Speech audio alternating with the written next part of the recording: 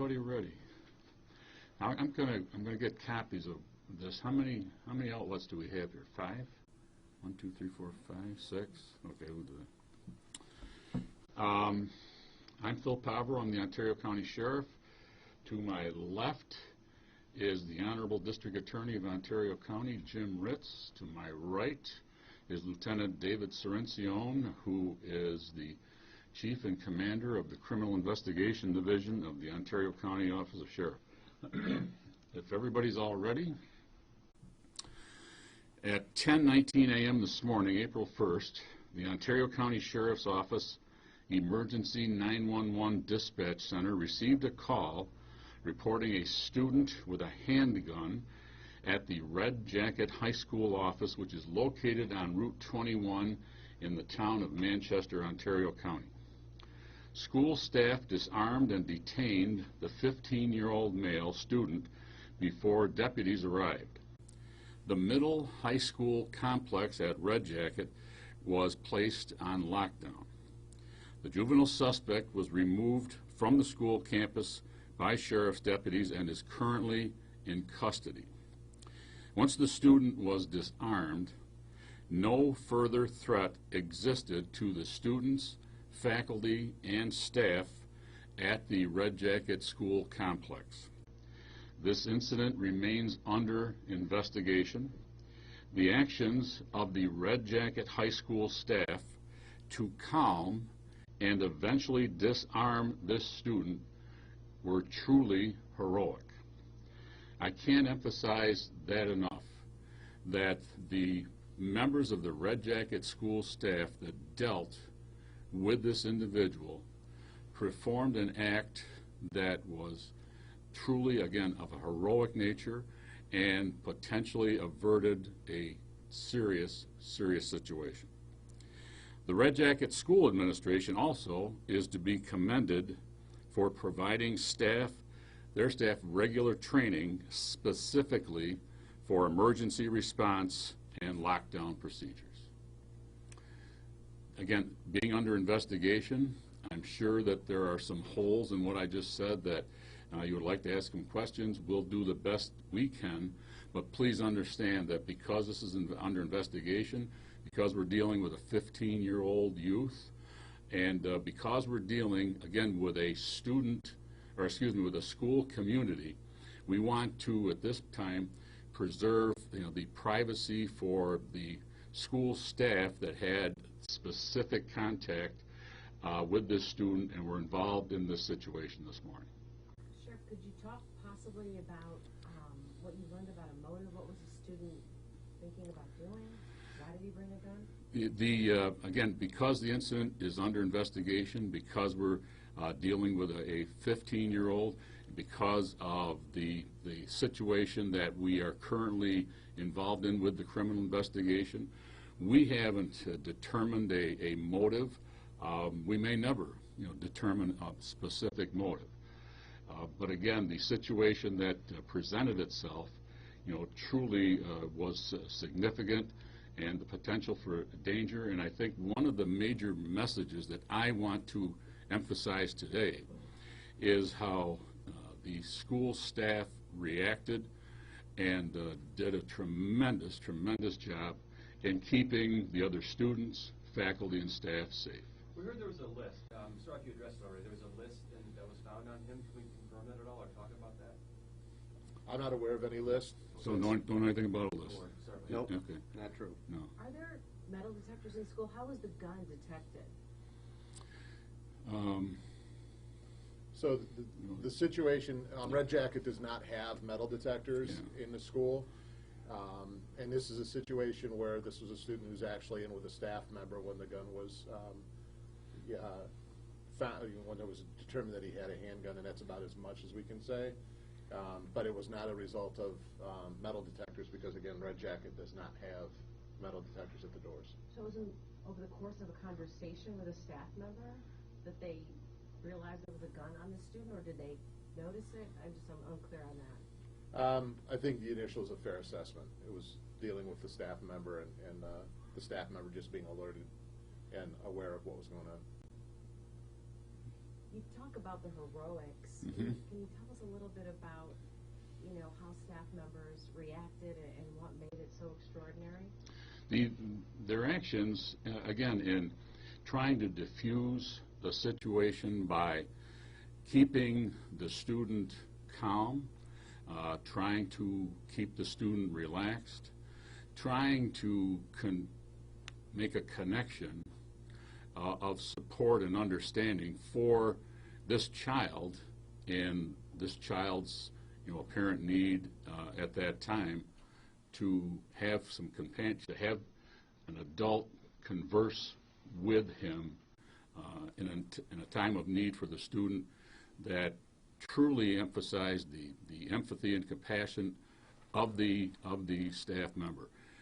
Again, this procedure, this interview, the contact with the school staff was extraordinary. We can't say enough, and the eventual result of this, I'm sure, prevented what could have been a serious situation. What was the demeanor of the student? Was he combative? What can you tell us about his state of behavior? He was not combative. He was upset and seemed to be determined to have a plan.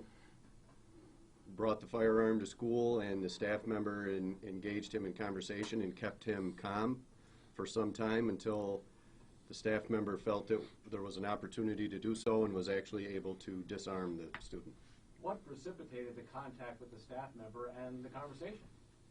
This was part of their, the student was checking in with the staff member, as was their protocol for some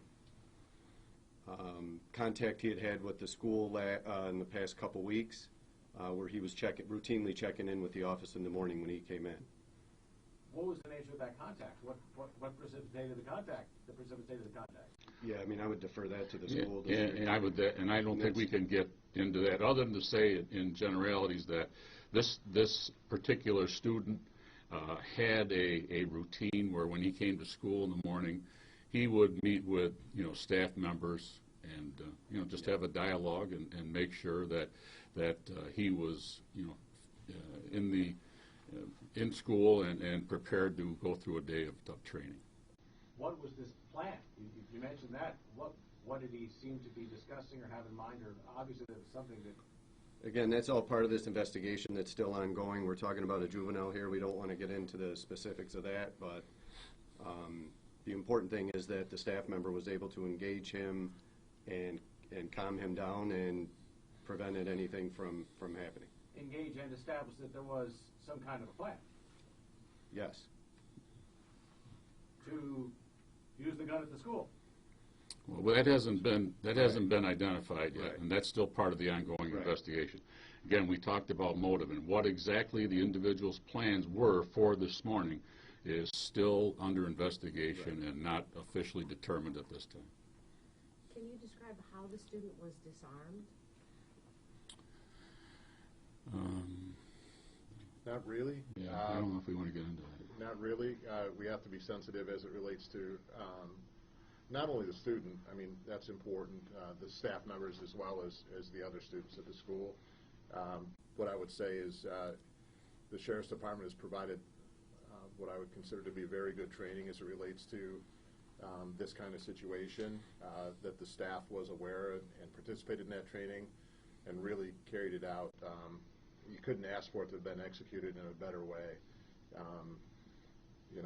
As we sit back, I'm sure everybody will have questions, including the people who are involved.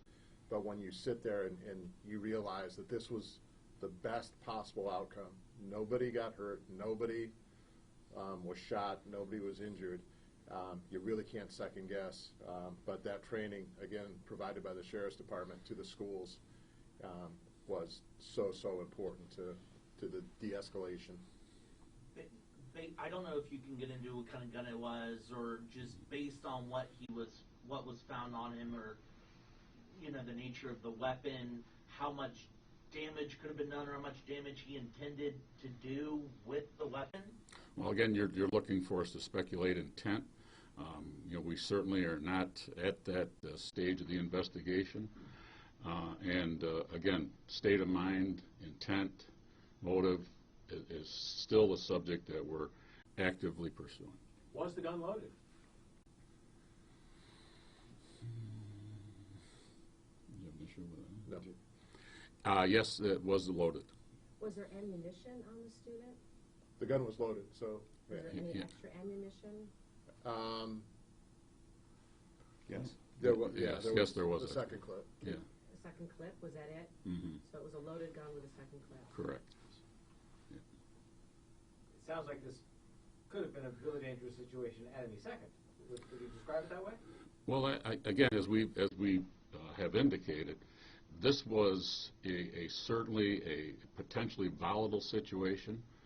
But again, through the training, understanding, empathy, sympathy for the student and the surrounding staff and other students, the staff at the juncture of contact with this student was extraordinary. It was appropriate, and we can all, speculate what may or may not could have occurred. But in this case, tragedy was averted because people with training did the right thing. Are there police officers in school, school resource officers in this particular school? No, there are No, not. okay. So this was a handgun, Correct, 2 clips. correct. What kind of a gun? Semi-automatic. Semi-automatic That is- pistol. Yeah. Yeah, we're still trying to piece the handgun part together, and I know you can understand that once you have a weapon, it's, imperative on our part to do thorough traces, trying to determine whether it was ownership, status of the gun, registered, illegally possessed, et cetera, et cetera. So to get into more detail about the specific weapon at this time, I think is inappropriate because of the ongoing investigation. How big a deal does that become, establishing chain of custody of the gun up until the point where it was found? That's huge. I mean, obviously, we want to make sure that, if it's a stolen gun, we identify where it came from. If it's a gun that belonged to somebody else, how did it come to the possession? There are a lot of things that we want to look at from a criminal justice standpoint to determine how a 15-year-old who can't buy a handgun in New York ended up with it. So we need to look at all of that and run that out and make sure that we know where it came from and how we got it. Where's the student now? Currently in custody, and will continue to provide housing for the individual during this process, as long as we have the support of the judicial branch of government in that regards. Has the student been charged? Not at this time. Do you expect charges? Yes. Okay, when we might know about those? It'll depend on his availability and when we have access to him.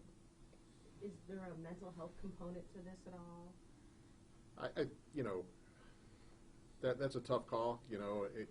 It's a situation where, and that's one of the things we need to look into and figure out what's going on, because we don't know.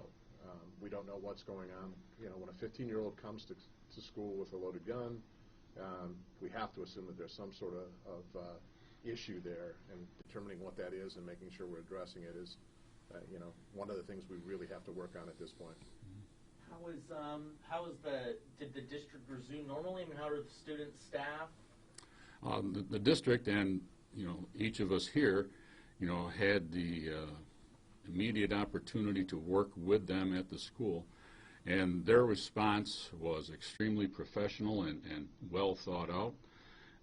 It was looked at throughout the day as to the status of the lockout, lockdown procedures. Students that had contacted parents or vice versa were escorted out of the building when it was appropriate to do so. And what our observations was that, again, this training and the expertise that they possess in the Red Jacket School District in anticipation of these types of incidents was very well done, very organized, very professional. And from our observation points, seeing what was going on, we were truly impressed by the professional way in which administration and staff handled this entire procedure. But But was school released early, or did school resume? School went into a lockdown phase. There eventually came a time when the phase was reduced to a lockout, when it was clearly identified that the initial threat had been neutralized and there was no further threat from within the school complex. That allowed the school to relax internal constraints, kept them in the school, and then they went on to methodically come up with a procedure to release the students for the day. In terms of potential criminal charges, when you have a 15-year-old in school with a weapon under the circumstances as they now seem to be, what are we talking about? My expectation would be, depending, again, we've not test fired the weapon, so we don't know, but my anticipation, if it's an operable weapon loaded with ammunition that can be fired, you'd be looking at a criminal possession of a weapon in the second degree, and then having occurred on school grounds, it qualifies as a juvenile offender, so that's the type of case that can be, even though he's 15, he can be brought to youth part, and raise the age, he can still be prosecuted on that in county court in the youth part bureau. Okay. Thank you all. Sheriff, one other thing, yes. The U-Haul pursuit this morning, can you give us any idea as to how that started? I would refer you to Trooper O'Donnell of the New York State Police. Busy day. It's been a very busy day. A very busy day. Thank you all.